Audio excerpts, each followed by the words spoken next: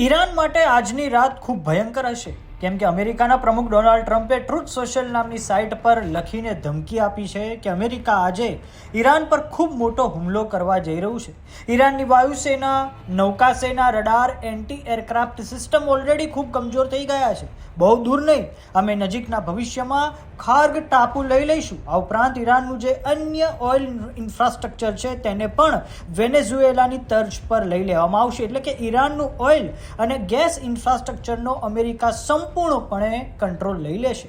આમ ડોનાલ્ડ ટ્રમ્પે ઈરાન પર ભીષણ હુમલો કરવાની ધમકી આપી છે. ટ્રમ્પ ઈરાનનો જે ખાર્ગ આઇસલેન્ડ લેવાની વાત કરી રહ્યા છે તે ઈરાનના અર્થતંત્રની કરોડરજ્જુ સમાન છે.